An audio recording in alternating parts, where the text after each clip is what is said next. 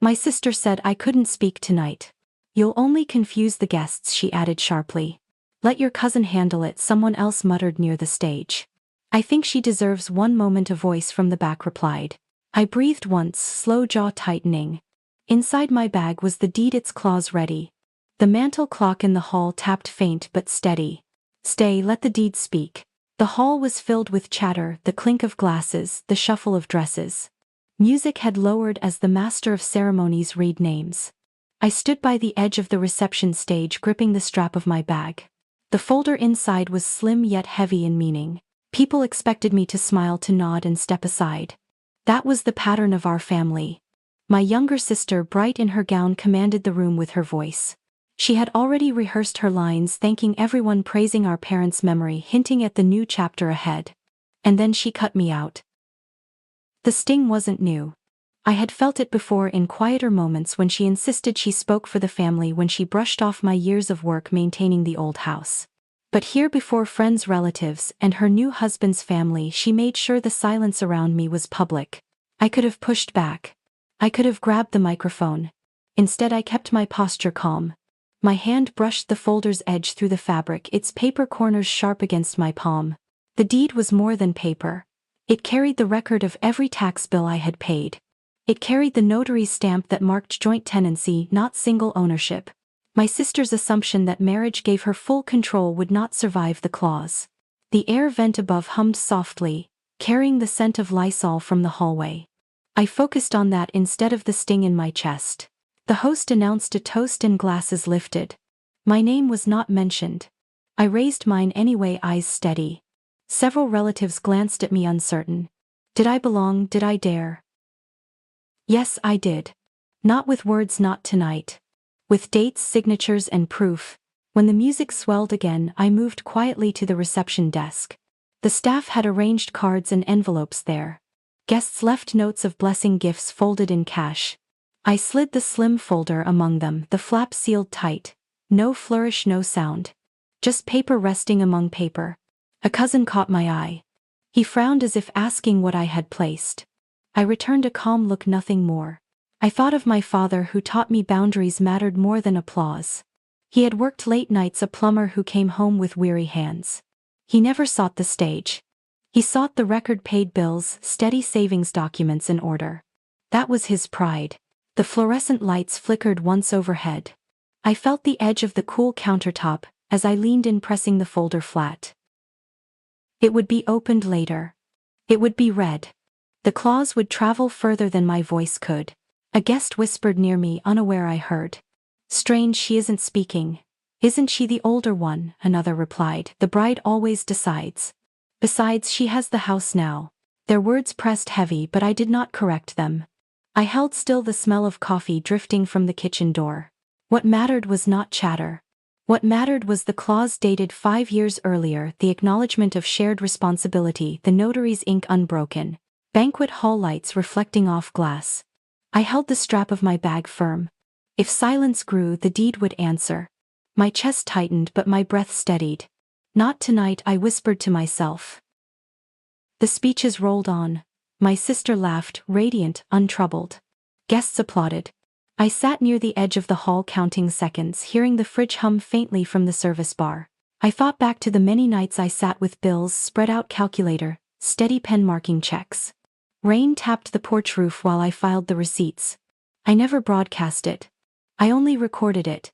That was the difference between us, she spoke, I documented. When applause quieted, the master of ceremonies asked for blessings. Cousins rose, uncles spoke, neighbors added humor. Each word reinforced the idea that I was absent, though I was present in every brick of the house they still called home. I pressed my hand against the tablecloth, fabric rough under my fingertips. I told myself again, silence was not defeat. Silence was preparation. Across the hall, the folder remained where I had left it, visible only as another sealed envelope. No one suspected its weight. My sister's new husband raised his glass, proud. He spoke of building a future together, of expanding families, of blending traditions. He hinted at a new residence, the house our parents left. Guests nodded, pleased. I said nothing. But in my mind I pictured the attorney, my father's old ally, receiving the folder by night's end. He would open it, read aloud if needed, confirm every line. The grocery neon buzz from the hall entrance caught my ear as more guests arrived. Children ran across the floor, their shoes tapping rhythm. The world spun forward as if my silence erased me. It had not. The paper would speak. The dates would hold. The truth would stand. Keep listening. Chapter 2 reads the clause. My sister said you complicate everything, she told a cousin later. She doesn't need the spotlight, he answered, tilting his glass. It's still her parents' house, another voice added softly. After the honeymoon, the house will be ours, my sister whispered. I let the words settle sharp against the music and chatter. The certified deed copy pressed inside my bag reminded me otherwise. The air vent were above spread a cool line across the crowded hall. They thought silence meant surrender. It never did. I carried years of records of dates and careful filing, each one stacked like a quiet shield. If they wanted noise, I would give memory. Our parents bought the house after Dad secured union work and steady hours. Mom kept the checkbook balanced while Dad crawled beneath sinks fixing leaks. Both taught me patience and both insisted paper outlasts talk. By my teenage years, I labeled boxes with months-colored tabs and names. Tax receipts sat in bright folders, utilities in thin worn sleeves. I liked order because panic never thrives where lines are clear. My sister loved stages and applause. She earned scholarships, gathered crowds, and smiled while voices clapped. Difference alone wasn't a crime. Conflict only came when responsibility turned into performance. The winter the furnace broke was the first true test. The fridge hummed endlessly while pipes shuddered in the walls. I called contractors, paid deposits, and saved receipts with Dad's worn pen. After surgery, Dad's wrists stiffened. He hated asking for help, so I asked and paid instead. Neighbors watched me shovel snow, arrange repairs, and wait for deliveries in the cold. When bills arrived, Mom spread them under a brass paperweight bird. I wrote checks, logged confirmation numbers, and slipped envelopes into the mailbox. The mantel clock ticked steady while I filed copies into drawers. During those years, my sister visited for birthdays and left after desserts. She promised she'd help next time, but next time rarely came. Presence without burden, she called it. The storm that tore shingles off the roof gave me no choice. Rain tapped the porch before staining the hallway plaster. I called the roofer, who remembered Dad's laugh from past jobs. Savings thinned, then vanished, replaced by my emergency fund. I never bragged. I logged each number, folded each receipt, and placed them in sequence. Dad noticed once, muttered thanks, then fell asleep in relief. Mom wanted the paperwork straight. Pride burned, but clarity mattered more. She asked Dad's attorney to formalize our shared responsibilities in writing. He drafted a deed, clauses clear and direct. We sat at the notary's desk while ink warmed the copier. Margins filled with initials, signatures curled side by side across the bottom line. Survivorship, maintenance, joint tenancy, all written in plain English. I kept a certified copy in a Ziploc bag inside my dresser. I scanned another onto a gray USB labeled House Documents. Redundancy was a language of care, not mistrust. Dad passed the following year quiet as dawn settling over dishes. My sister clutched hands. I clutched folders. We both loved, but love does not replace signatures when grief tempts shortcuts. That clause carried forward. It preserved what sweat had built. Tonight conflict came dressed in lace and toasts. My sister believed her vows converted history into her jurisdiction. I believed documents traveled straighter than stories. A waiter carried coffee past, steam curling into the air. I inhaled bitterness, it steadied my pulse. Two aunts whispered as they walked by, eyes narrowing. She never even speaks up, one said under her breath. Maybe that's strength, the other replied, shrugging into her shawl. I kept my face neutral, my shoulders set. Strength wasn't measured by volume. The projector lit the wall with shifting photographs. Childhood, summers, birthdays, graduations, all frozen frames. One image showed Dad's toolbox, silver and scratched. He taught me torque, leverage, and patience. He also taught me to keep ledgers for projects. Memory fails, ink endures, he told me while wiping sweat from his forehead. When his hands failed, the ledgers survived. They bridged disputes with utilities and banks. Reference number, I'd say, reading slowly until the line matched. Mom wanted the same order applied to the estate. No speeches, no hopeful promises, just clarity written where eyes could see. The deed reflected reality, not assumption. The attorney underlined survivorship, shared upkeep, and joint tenancy. He spoke plain words, nothing grand.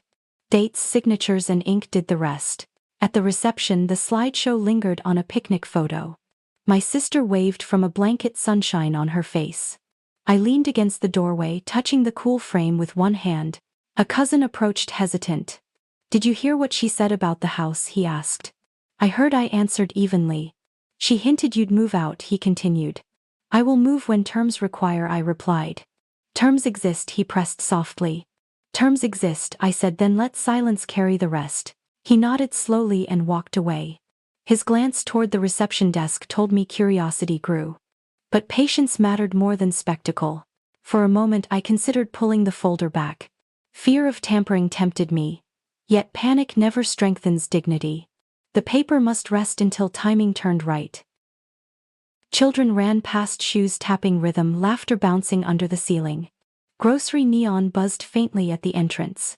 I smiled, remembering messy afternoons filled with chores and noise. The kitchen door opened, garlic and butter drifted into the hall. Hunger clawed, but I sipped water instead. Condensation cooled my fingers, a small reminder of control. Near the stage, my sister leaned into her husband. "Beauty forgives arrogance in many eyes." I would not challenge beauty with anger. I would anchor facts with patience. Facts are quiet until someone credible reads them aloud. The attorney promised to arrive before cake was served. Late perhaps, but never careless. I checked my phone. A short message glowed. "Parking now." 10 minutes, it said. Relief spread through me like warm light. 10 minutes is not forever. 10 minutes is discipline. 10 minutes is the difference between drama and clarity.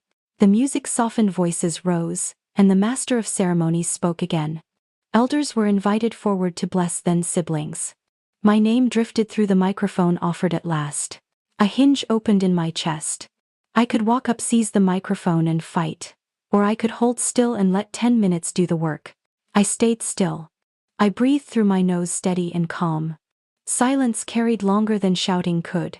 My sister repeated her claim, smiling brightly for the crowd. "After the honeymoon, the house will be ours," she declared. Guests nodded, their trust bought by her shine. I let the light pass. I watched the doorway instead. The attorney would step through, or he would call again. Either way, the clause would remain unchanged. Either way, dignity stayed with me. The master of ceremonies tapped the microphone, asking for quiet. "Now it's time for sisters to speak," he announced with a flourish. I shifted my weight, certain he meant me. My hand brushed the bag strap. Before I could step forward, my sister moved faster, smile polished and bright. "Actually," she said smoothly, "I'll speak for both of us tonight." The crowd chuckled, assuming harmony. Only I felt the edge behind her tone. Her words landed like a door shutting in front of my face. I stayed rooted, my throat tight, eyes following her gown shimmering under lights. Guests turned to watch her, not me. My name dissolved into the air. I counted one breath, then another. The folder stayed sealed on the desk. Silence pressed heavier than any insult. The projector fan whirred overhead. I let it anchor me, a steady hum above the applause. She spoke of childhood summers of laughter by the lake.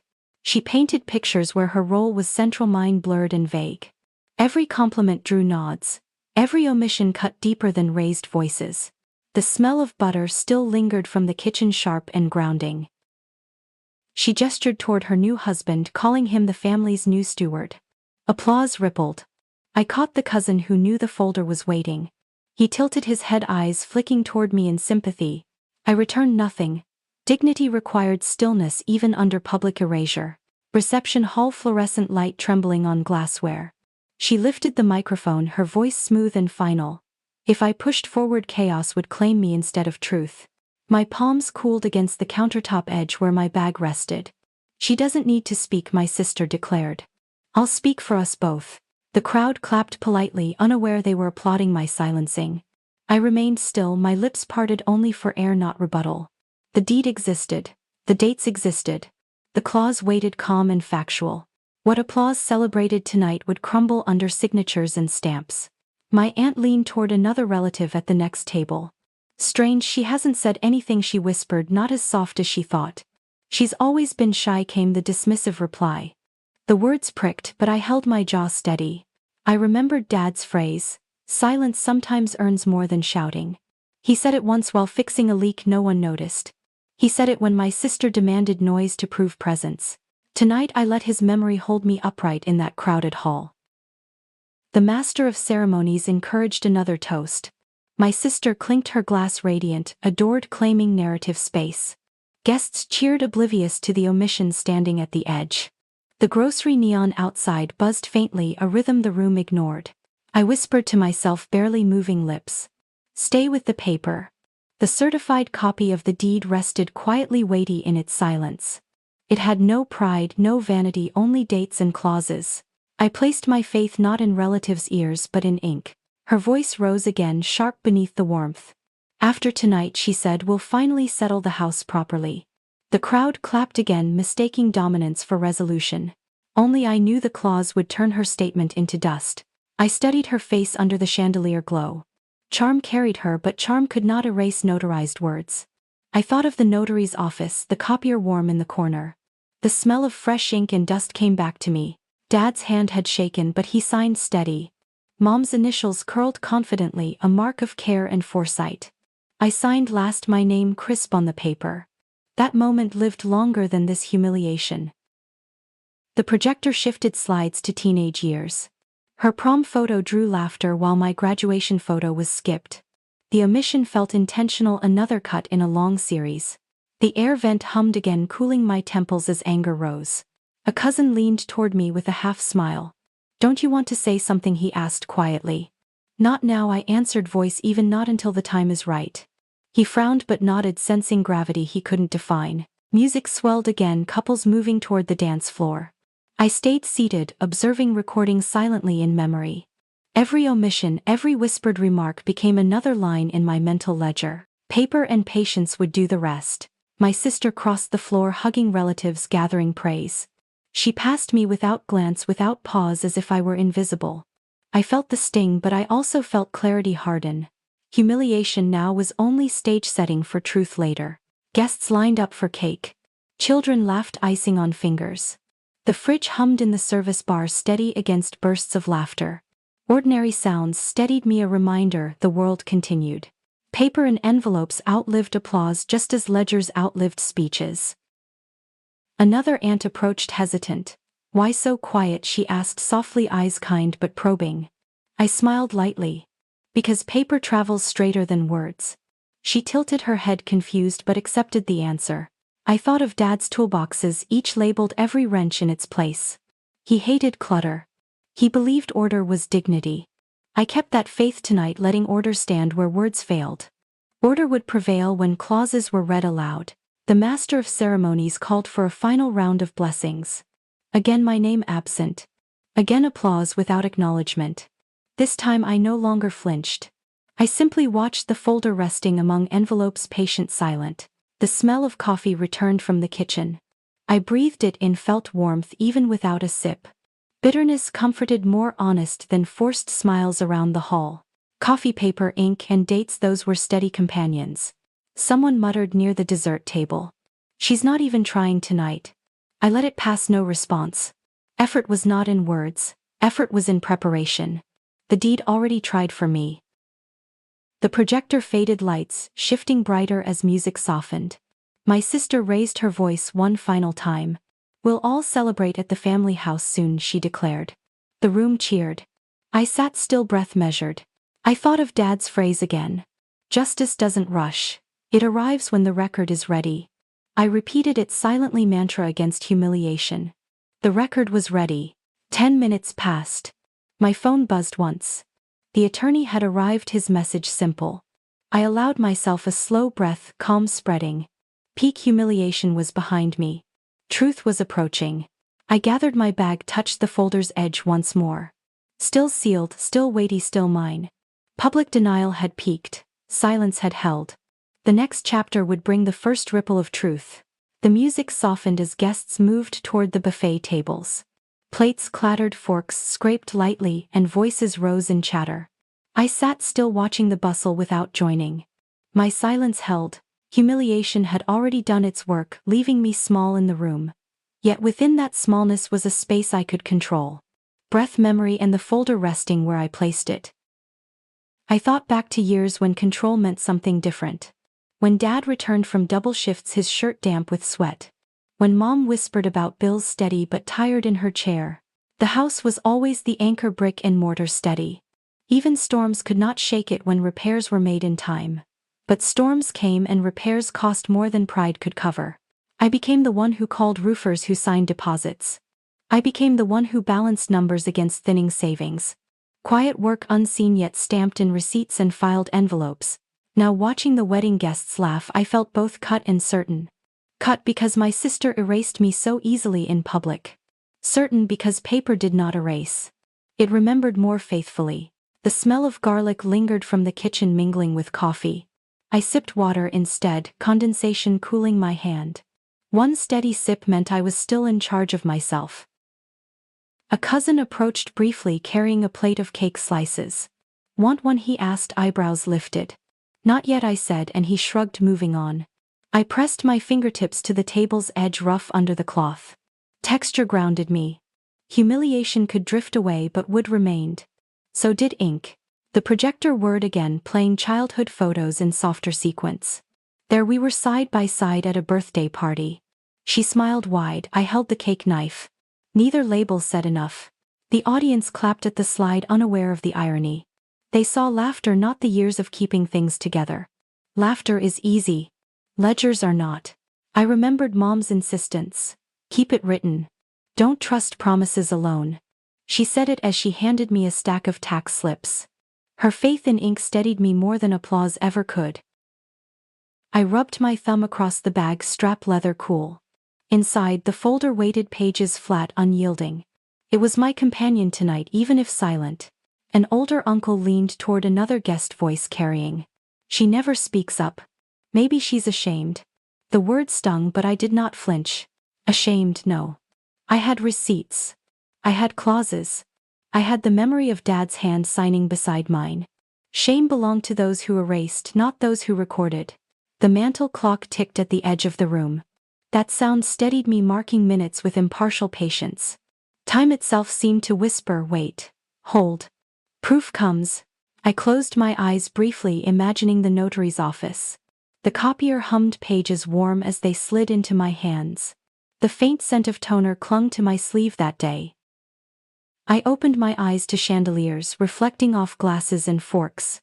The contrast was sharp, bright spectacle above, quiet record within. I chose the record. The first valley of the evening held me now. It was a space of calm after a peak of pain. I leaned into it, resting instead of resisting. Guests laughed at jokes near the dessert line. Children tapped forks against plates, music in miniature. Their rhythm reminded me life continued beyond humiliation. The grocery neon at the entrance buzzed faintly again. A familiar, ordinary sound that ignored hierarchy and speeches. It told me the world was larger than this hall. I thought of Dad's toolbox, each wrench lined in foam. Order calmed him even when bodies failed. Order calmed me tonight even when words failed. I glanced toward the reception desk where the folder lay. Still untouched, still part of the gifts, anonymous in plain sight. Anonymous yet powerful. A waiter carried another tray, past the scent of butter rising. I inhaled deeply, letting hunger sharpen instead of weaken me. Sharpness kept me clear, not reckless. My sister's laughter echoed across the hall as she posed for photos.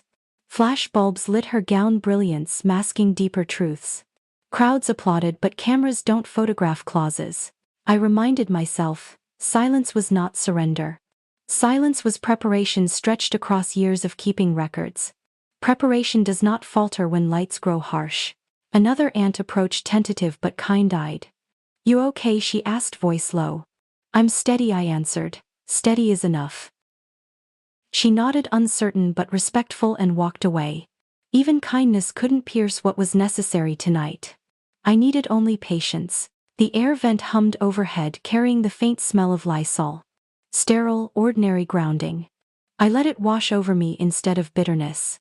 My phone buzzed once more. A message blinked, here. At the door. The attorney had arrived. Relief did not break my composure. I exhaled once long silent. The valley had steadied me. The next rise was coming. Keep listening, the records begin in chapter 5. The attorney stepped into the hall quietly, unnoticed at first by guests. I saw him near the doorway, his suit familiar, his step unhurried. He nodded once in my direction. That was enough. The reception swirled with music and chatter. My sister held the spotlight. But the spotlight could not erase documents resting beneath envelopes. Tonight was not about speeches, tonight was about proof. I thought of the ledger kept through years, numbers neat and complete. Every line drawn across columns carried weight greater than applause. Proof lived not in volume but in order. The deed was the anchor. Its language declared joint tenancy, not sole. Initials filled the margins, dated and witnessed. The notary's seal pressed into the corner like an iron stamp. I kept one certified copy sealed in a plastic bag. Another stayed in a fireproof box at home. A scanned version lived on a gray USB labeled House Documents. That USB sat in my desk, tucked between folders of receipts. Receipts told their own story. They bore my name, my account, my handwriting in the memo lines. Year after year, property taxes arrived like clockwork. I paid, logged confirmation numbers, and filed stubs in chronological order. Dad once laughed, saying, "You keep better records than the county." Utility bills stacked into folders with colored tabs. Water, gas, electric, each bore my payments, each recorded without fail. No one applauded then. No one noticed. That was fine. Maintenance invoices filled another binder. The furnace replacement had 3 quotes, all stapled side by side. The final invoice carried my signature at the bottom. When the roof tore open, I called contractors. Receipts from materials and labor sat in manila sleeves, edges worn. Photos of damage and repairs rested on a USB as backup. Even small repairs left trails: plumber's checks, electrician's slips, painter's notes. Each record whispered the same truth: responsibility had been carried. Responsibility was not performance. It was persistence. The guests at the wedding saw me as silent. But silence tonight was not emptiness, it was accumulation.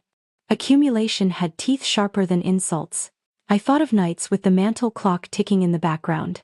I filed receipts while coffee steamed, its bitter smell steadying me. Pages turned, envelopes sealed, stamps pressed. Mom once told me ink is memory when voices forget. She handed me a box of old records to organize. Her trust became my training. The attorney knew. He had drafted the deed himself. He had watched Dad's careful hand curl around a pen. He had witnessed signatures become permanents. Tonight he would confirm what documents already declared. But before that, I replayed the montage in my mind. Every folder, every backup, every seal. The music played louder, guests cheering at the cake cutting. Flashes from cameras reflected off silver trays. I stayed at my table counting seconds, patient. I imagined spreading the folders one by one. Tax receipts across one side, utilities lined on another. Invoices stacked in the center, deed on top. The smell of coffee drifted again from the kitchen doorway. I sipped a cup, warmth settling in my chest. Coffee had been the companion of countless nights of filing.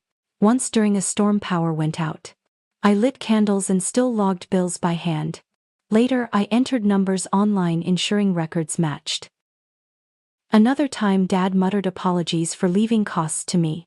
I told him records made the burden lighter. He smiled faintly, saying, "You'll never be fooled by speeches." That smile returned to me now, faint but guiding. Humiliation could not erase that inheritance of steadiness. Inheritance was not only property, it was practice. The attorney walked toward the reception desk, where gifts Saturday. He pretended to browse envelopes, but his hand found the folder. He tucked it under his arm, discreet and firm. I exhaled, relieved. The record was now in safe hands. Guests remained oblivious, focused on cake slices and laughter. Truth moved quietly beneath their notice. I pictured the folder opening in a quiet room. Pages spread across a table, dates aligned in order. The attorney reading aloud each clause, each receipt, each proof. One day, perhaps soon, that reading would not be private. It would stand in a hall like this before witnesses, but even privately truth held equal power. The grocery neon buzzed at the entrance, steady and plain. I loved ordinary sounds because they reminded me of records. Records are ordinary too until they change everything. My sister raised her glass again, claiming joy and authority. The crowd cheered, blind to the weight of what waited. Blindness could not last. I thought of Dad's words, steady wins. Not quick, not loud, steady. That word became my shield. The attorney caught my eye briefly across the hall. He nodded again, slight reassuring. My folder was safe. Evidence was no longer mine alone to bear. It was shared, witnessed, and confirmed. That knowledge eased the sting of silence. Guests whispered that I looked out of place. Perhaps I did. I was not dressed in lace. I was dressed in patience. The smell of Lysol drifted faintly from the hallway. Clean, sterile, ordinary, like paper waiting in files. It made me smile, oddly comforted.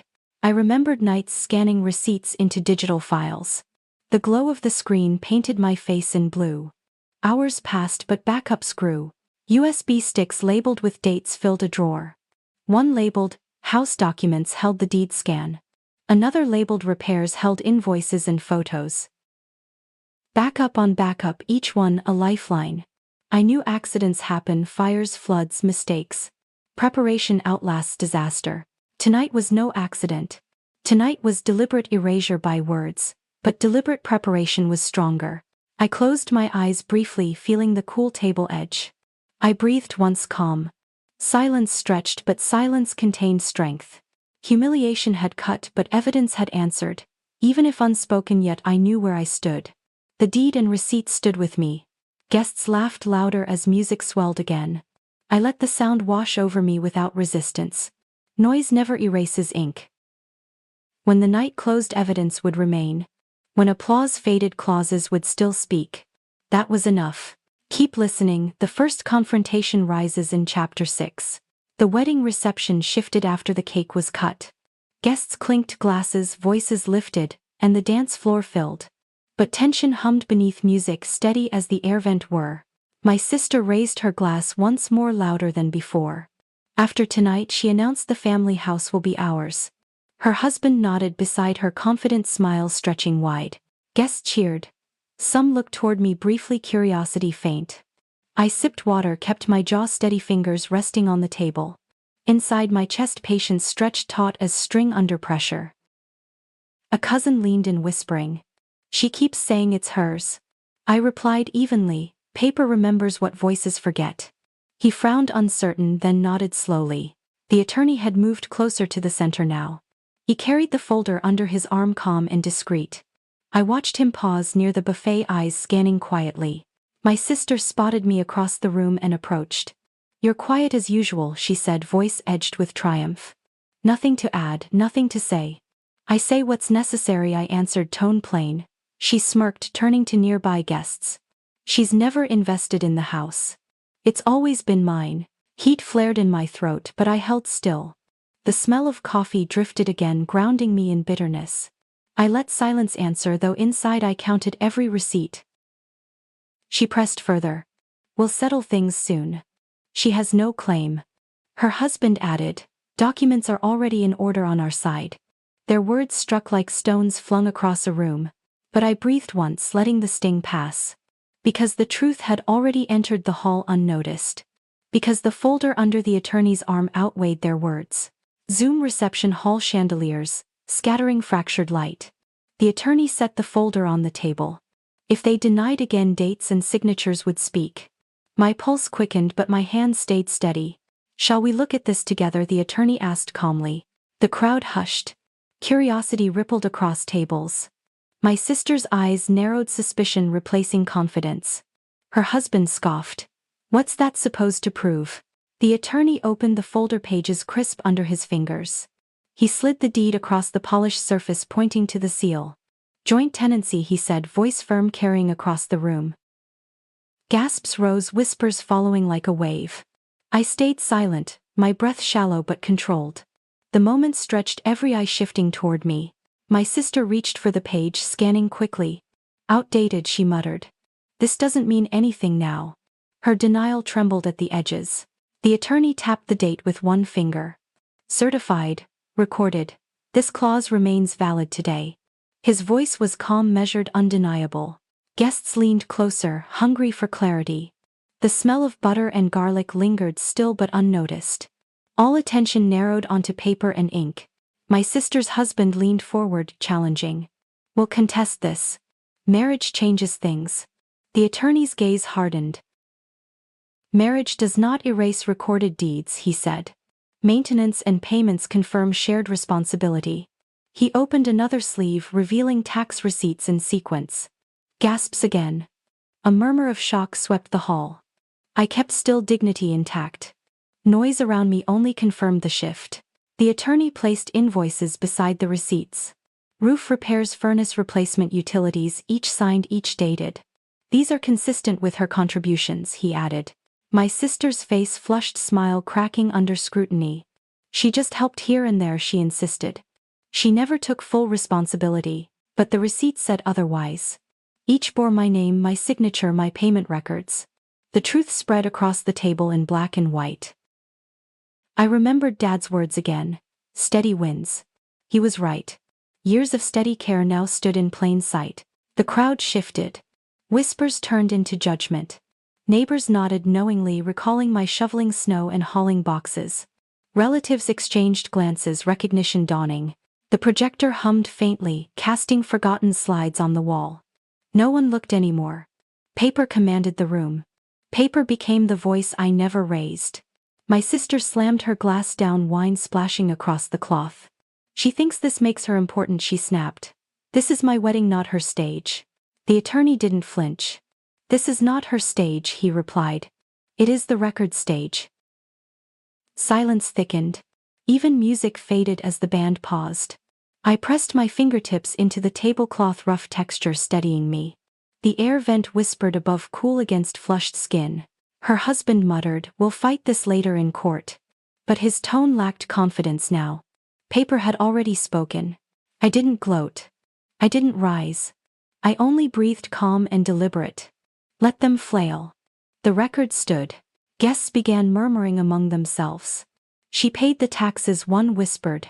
She kept the place together, another agreed. For the first time that night I felt visible. Not through volume, not through performance. Through evidence. The attorney stacked the documents, neatly sliding them back inside. He placed the folder before me gently. Your copy, he said, respectful and clear. I nodded once, no smile, no triumph. Just acknowledgement. Dignity required no gloating. My sister sat rigid, face tight, eyes darting. Her allies avoided her gaze now. The crowd had shifted, balance altered.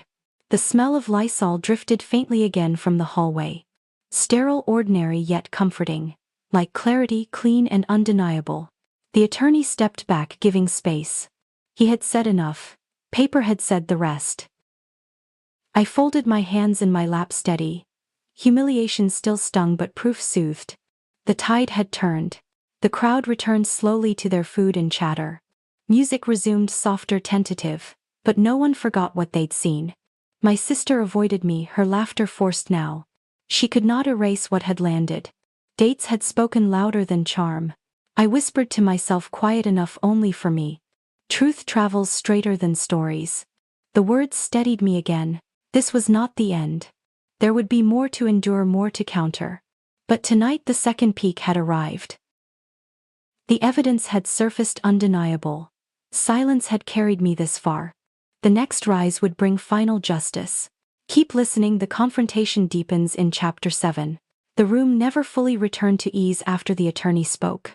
Music resumed, but softer, hesitant, as if musicians felt the weight. Guests leaned together, whispering in corners, balancing plates without appetite. My sister sat rigid beside her new husband's smile brittle.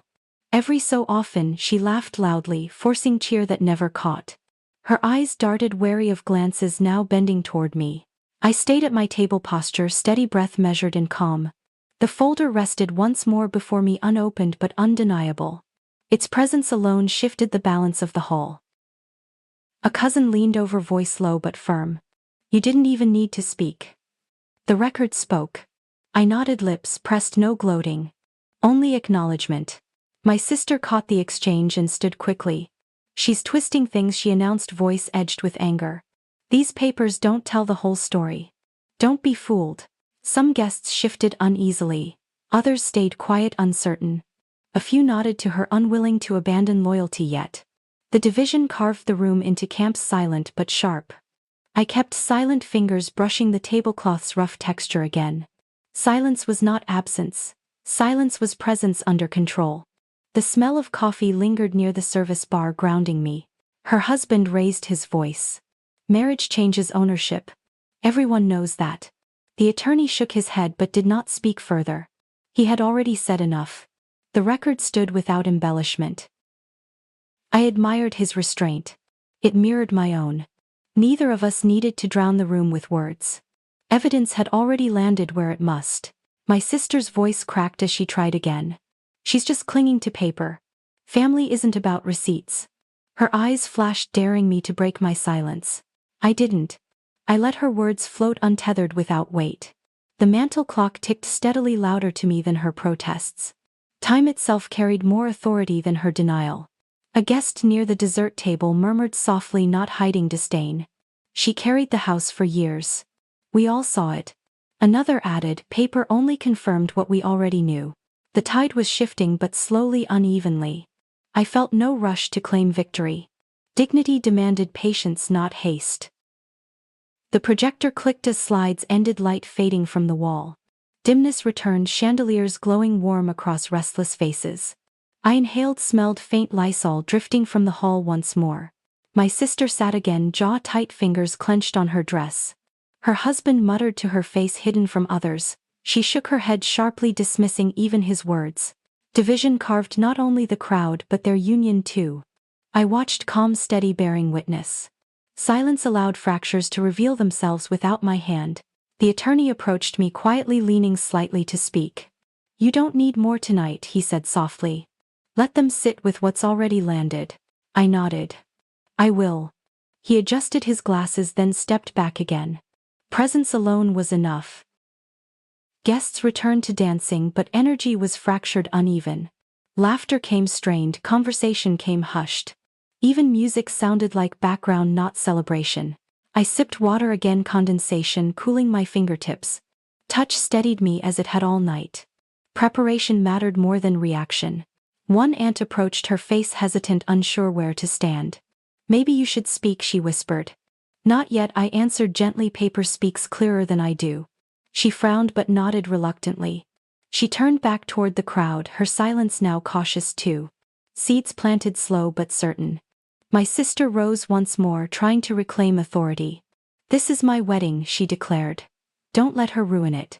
The words rang hollow, lacking the force of earlier charm.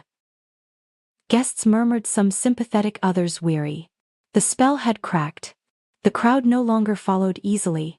Even her smile faltered when applause came thin. I remained seated, hands folded. I thought again of Dad's phrase, "Steady wins." Tonight steady meant silence. The attorney met my eye from across the hall. He gave one brief nod. That was enough reassurance. The air vent hummed above, white noise soft against chatter. I let the sound wash over me. Patience had carried me this far. My sister's laughter returned, but brittle, breaking at edges. Her husband's hand tightened on her arm, guiding her aside. They whispered harshly, faces tense, backs rigid. Guests noticed. Whispers spread faster than music. Division widened, not from my doing but from theirs. The record had spoken, their denial only weakened them further. I let my gaze drift toward the entrance doors. Cool night air seeped faintly through the frame. Relief hovered, not yet final but near. This valley belonged to silence, to waiting. The next rise would not be mine to push. It would come on its own, as all truth does. I sat steady, breathing, watching, enduring. Tonight was not finished, but my part was simple. Hold dignity. Hold silence. Let records wait their turn. Keep listening. The paper speaks again in Chapter 8. The reception hall felt heavy, even as music tried to revive joy. Guests danced in small clusters, but glances kept drifting toward me. Whispers moved faster than laughter, tracing cracks across the room. My sister stood again, determined to reclaim the floor.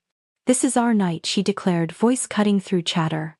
"Ignore distractions. The house is ours, that's settled."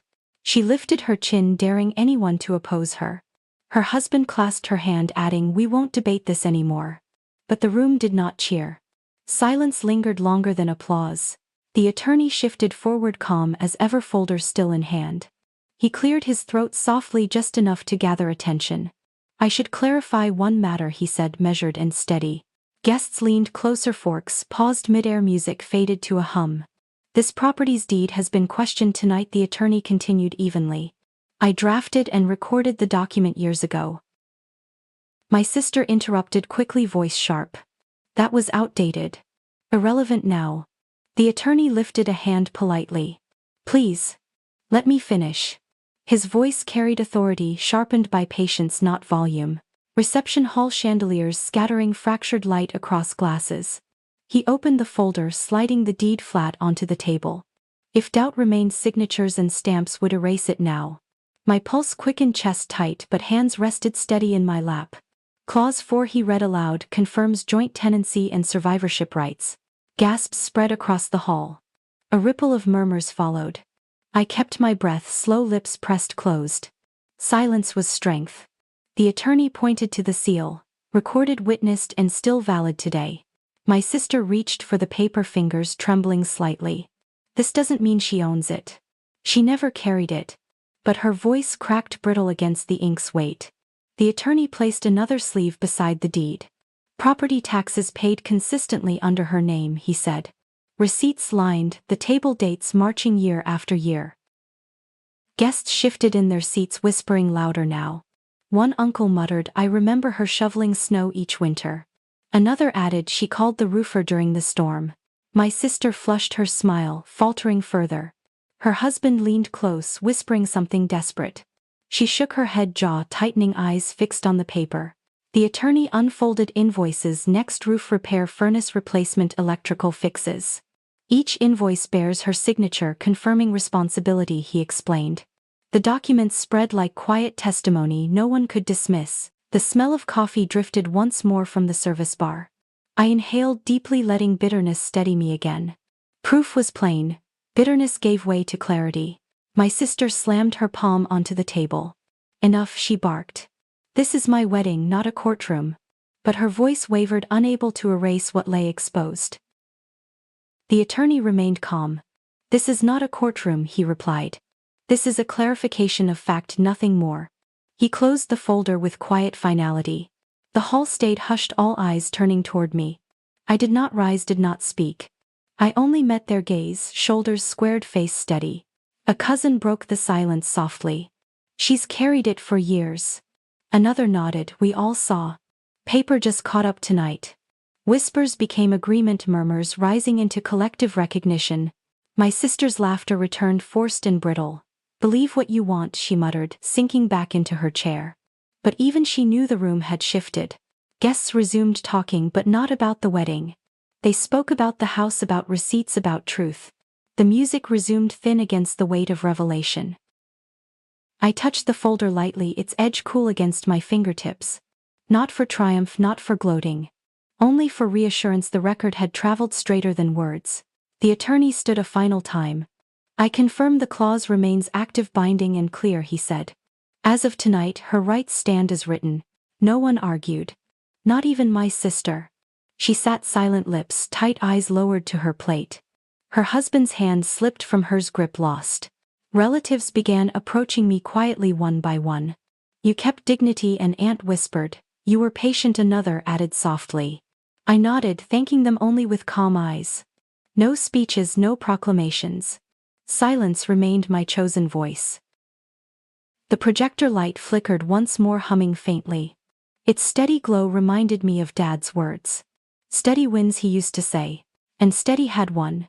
Not in spectacle, not in applause. In records, in receipts, in the undeniable voice of ink. My sister rose briefly, face pale. We'll revisit later, she whispered to her husband. But no one believed her. The moment had passed. Guests began drifting toward me instead of her. Not to cheer, not to celebrate, to acknowledge, to recognize, to confirm. I accepted their quiet words with equal quiet.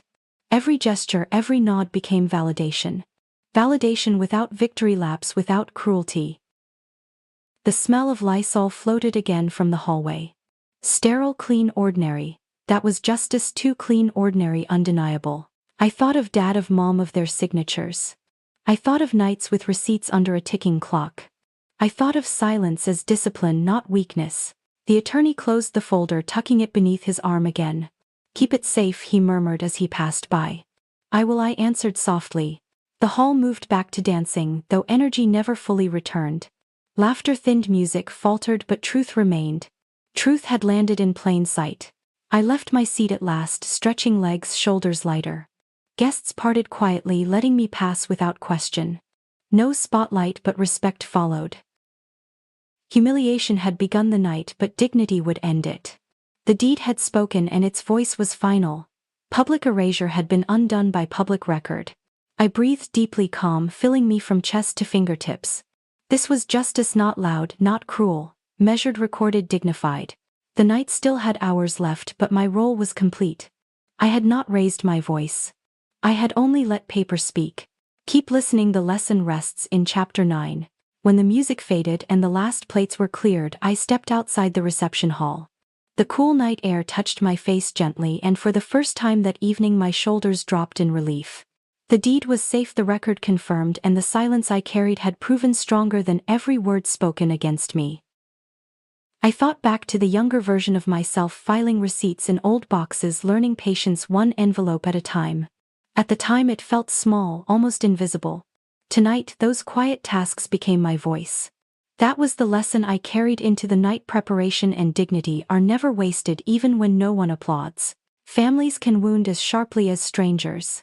Sometimes those wounds come in the form of erasure, being denied, ignored, or made small in front of others.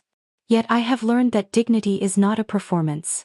Dignity is found in standing still even when others rush to claim the stage. Paper-proof and calm presence are stronger than noise. My sister's attempt to erase me had begun with laughter and charm.